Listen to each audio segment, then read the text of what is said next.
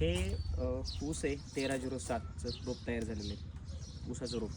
तर सगळ्यात महत्त्वाचं सांगायचं म्हणजे आता सुरू हंगाम चालू आहे आणि सुरू हंगामामध्ये विषय असा असतो की आत्ता लावलेला ऊस लगेच पुढच्या वर्षी कारखान्याला गेला पाहिजे. आता मार्च एंडिंग आहे, मार्च एंड चालू आहे. तर एप्रिलमध्ये ज्यांना लागवडी करायची आहे, एप्रिल मे आणि जून तिन्ही महिने आत्ता जरी ऊस लावला तरी पुढच्या वर्षी कारखान्याला जातो.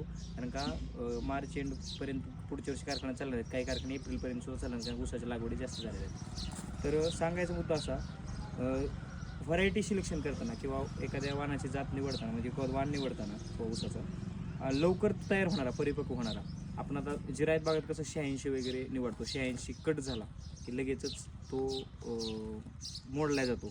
तसंच ही 1307 सुद्धा तुम्हाला परवडणार आहे. आता तुम्ही लावली तर 1-12 महिन्यानंतर किंवा 9 ह्याची मॅच्युरिटी खरं तर 8-9 महिन्याची कारखान्याने दिली, रिकव्हरी लवकर बसते. का उलट 86पेक्षा ह्याला रिकव्हरी फास्ट बसते, वाढ फास्ट आहे. म्हणजे तुम्ही 86 शेजारी लावला आणि 65 जरी 265 शेजारी लावला तर ह्याची वाढ एवढी फास्ट आहे की ही एकदम तुम्हाला ग्रो होणार, जास्तीत जास्त वाढ ह्याची झालेली तुम्हाला दिसणार आणि लवकर परिपक्व होऊन तुम्हाला कारखान्याला द्यायला तयार राहणार. त्यासाठी ऊस फुले PDN किंवा फुले म्हणतात त्याला 1307 म्हणून व्हरायटी, तर ही बेस्ट आहे. तुम्ही बुकिंग करू शकता किंवा तुम्हाला जर अवेलेबल पाहिजे असेल तरी पुढच्या महिन्यात भेटू शकते. तर बुकिंग केल्यावर थोडं फास्ट भेटतं आणि चांगलं रोपं भेटतं. धन्यवाद.